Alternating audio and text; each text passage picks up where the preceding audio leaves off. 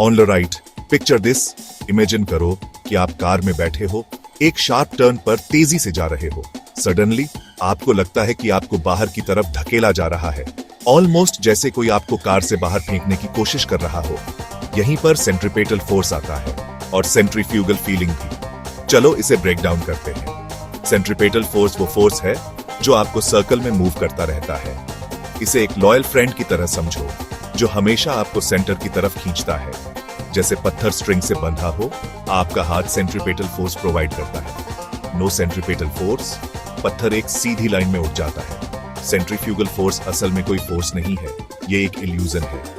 आपकी बॉडी सीधा जाना चाहती है पर आपको सर्कल में रखा जाता है, इसीलिए आप बाहर झुकते हुए फील करते हो। मेरी गो राउंड स्पिन करते ही बाहर की ओर धकेला जाता महसूस होता है, पर असल में आप जिन बार्स को पकड़ते हो वे सेंट्रीपेटल फोर्स दे रहे होते हैं।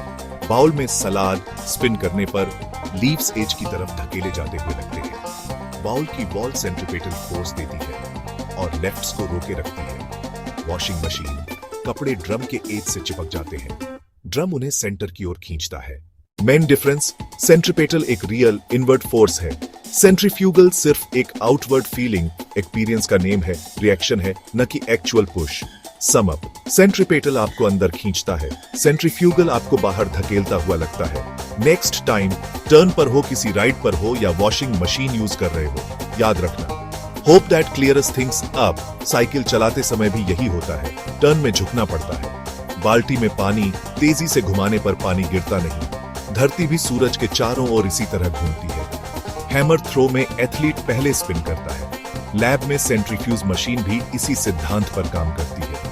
रोलर कोस्टर के लूप में भी यही फोर्सेस काम करती है। चाय में चम्मच घुमाना, पत्तियां बाहर की ओर जाती हैं। फिगर स्केटर स्पिन करते समय हाथ अंदर करके स्पीड बढ़ाते हैं। न्यूटन का पहला नियम, ऑब्जेक्ट सीधी लाइन में चलना चाहता है। सेंट्रीपेटल फोर्स का फॉर्मूला F बराबर mv² by are reference frame के हिसाब से फोर्स अलग लगती है।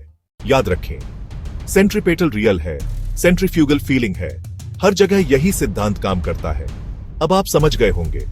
ड्राइविंग में यह नॉलेज सेफ्टी के लिए जरूरी है, इंजीनियरिंग में भी इसका बहुत उपयोग है, स्पोर्ट्स में भी यह फिजिक्स काम आती है। नेक्स्ट टाइम टर्न पर हो, किसी राइड पर हो या वॉशिंग मशीन यूज कर रहे हो, याद रखना, hope that clears things up. अगर पसंद आया तो लाइक करो और सब्सक्राइब करो। मोर साइंस वीडियोस के लिए चैनल को फॉलो करें। कमेंट में बताएं कि आपको कौन सा उदाहरण सबसे अच्छा लगा। See you in the next video.